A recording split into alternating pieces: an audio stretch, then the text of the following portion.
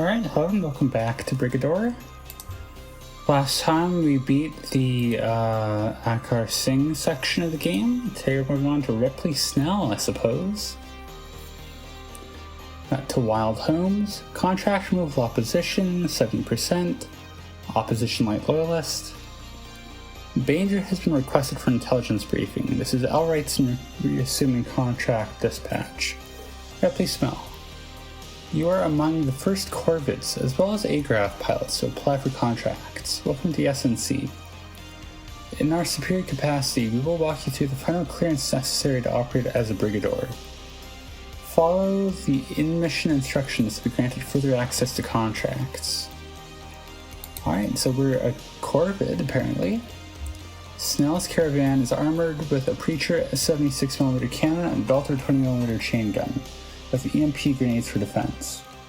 The Sloda is versatile and mobile, and decently tough from Agraf. Good all-around damage.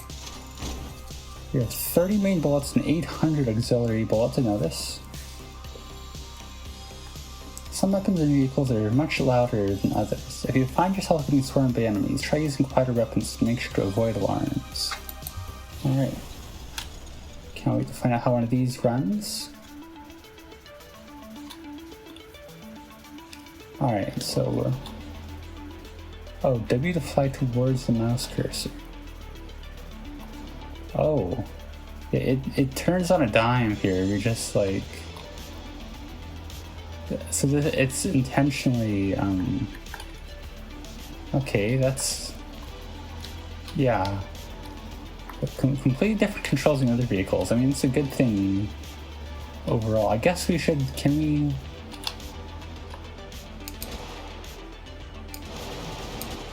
it doesn't seem like a super strong weapon. They're fast though, that's good. Yeah, it's not great at breaking cover. Oh right, I've been taking a while to learn how to control this. Oh, of course, there we go. I should have learned it. I knew that before.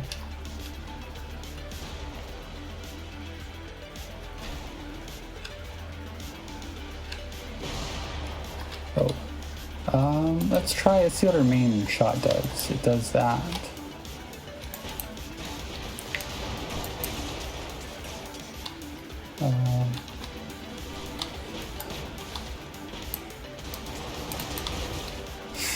I am really just flying all over the place.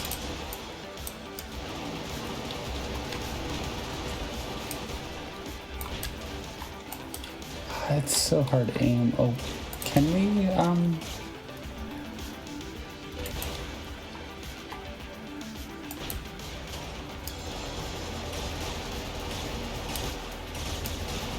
okay. I'm not doing great at conserving my health here. Partially because I'm having to get used to a whole entire new control system. So this is gonna restock, yeah, these, right? So we should take these out. I also should see what our main weapon does. I accidentally launched one. It does something there. It's on a timer.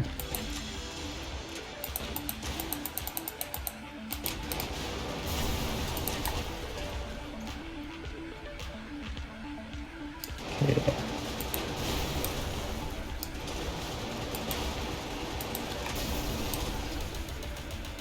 Alright, I guess we'll call it there.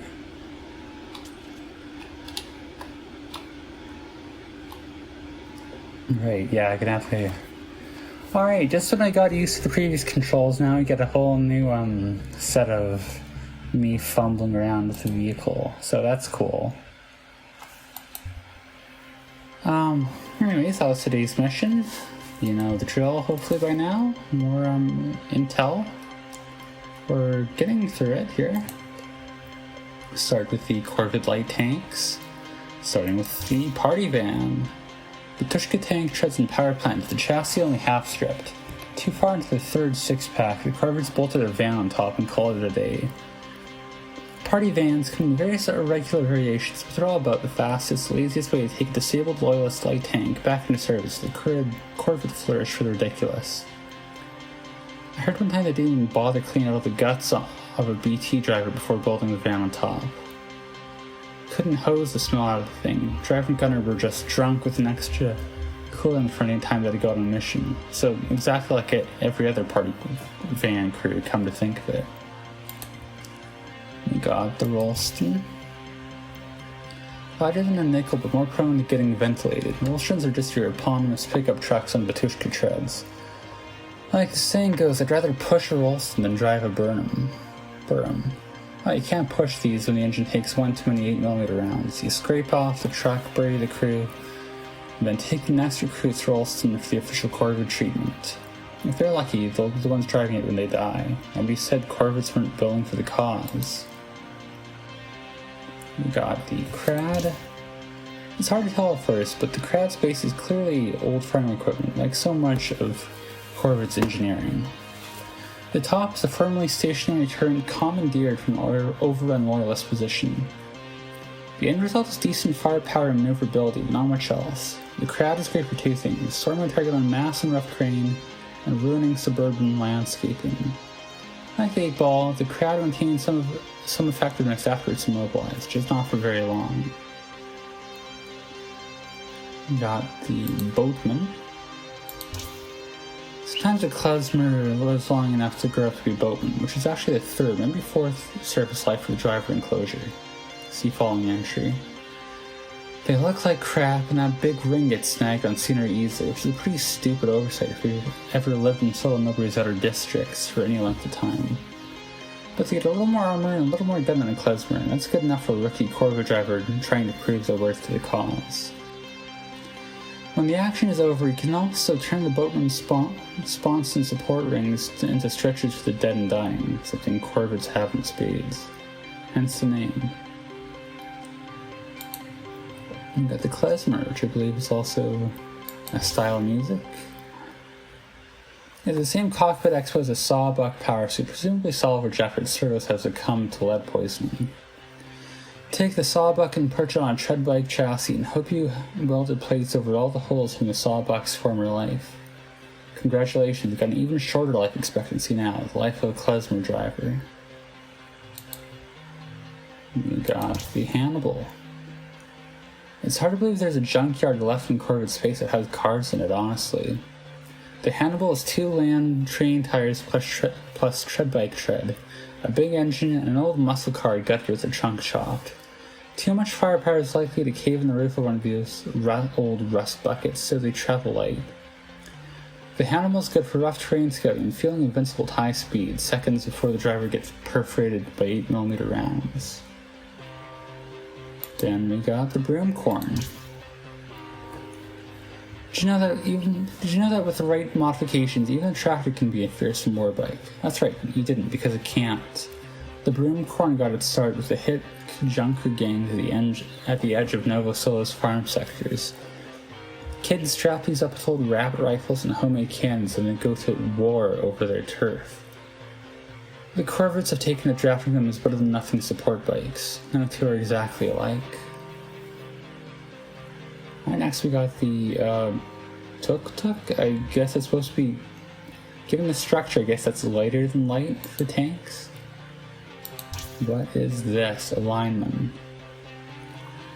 Exactly what it looks like. A Varley 3-wheeler with a crow's nest built into the cargo bed. I wonder how often these things have to be propped back up after taking a turn too fast. Insanely vulnerable to sniper fire. The Corvids just don't care.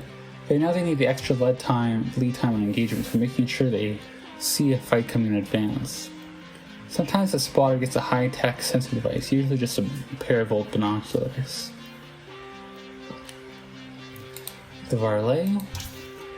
Ad hoc recon vehicles, baby technicals. We all know the Varley is the ubiquitous 3-wheel taxi delivery vehicle in most districts, and the Corvids have made them an essential part of Renaissance. Reconnaissance, not Renaissance. What is wrong with me? No weapons, armor, or shielding, just a pair of footlights and an additional battery to power them. It has only 2 uses: as an extremely light recon spotter, and as a brief distraction to draw fire from real Corvid vehicles. Always piloted by the least valuable troops available, and usually only once.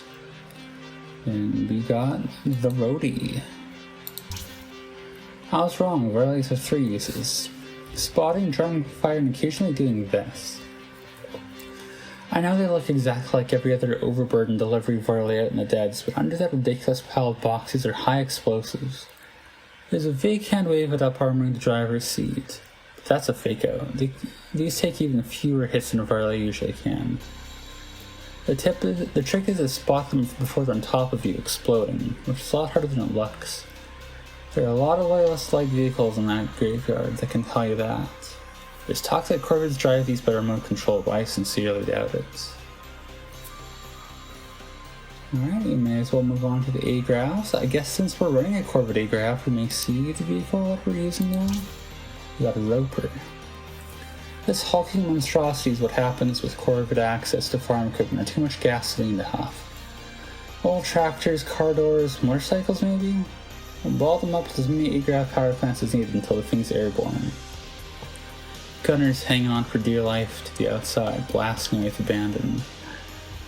I suspect these things will flip over and maim the crew just as readily as the old tractors Speltrum did. We got the short bus. This is one bus that'll catch you. Light, tough, and surprisingly quick, the short bus comes out of nowhere and blasts through most defenses. Seconds after it enters range of sight, one of these monsters will be right on top of you, firing away with its 1-2 punch. All the while, those crazy Corvids will be perched on top, hooting and hollering. We got the Bullfrog. An evil beast chopped from the carcasses of old helicopters. The Bullfrog has a lot of firepower and the kind of high-visibility cockpit that the Corvids consistently choose over proper safety precautions. It's also one of the few Corvid vehicles where the wiper fluid is always kept well stocked. It may look tough, but with little shielding it has some trouble with the staying power. Fortunately, it compensates with the ability to savagely obliterate anything that crosses its path well before it can hit it back. We got the Duke. I think we'll finish the heavy E-Grab units and we'll go compare with the vehicle we're operating, although that might be a light A-Grab, so maybe we should keep going. I don't know. Great Leader had only just rolled out the Fritz Grav tanks, leading a grand military parade down Founders Avenue, when 2 weeks later we got a wind of a mock parade out in the deads. Corvid, Varleys, and Nichols processed solemnly down the street, vagrants and drunks standing straight back and slitting on the sidewalks. At the head of the column was the Duke, chandeliers jangling in the hood, with a man sitting proudly in his turret, wearing a suit coat with pallets and no shirt on.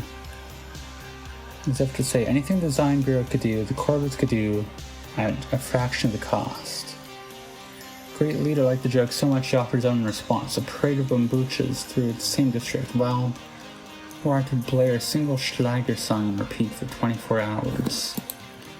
Next we got the Swordfish.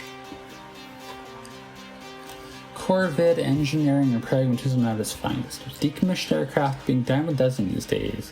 They've taken the old fuselage and stripped it down to fit an anti-grav drive and all the trappings of modern mechanized units with it.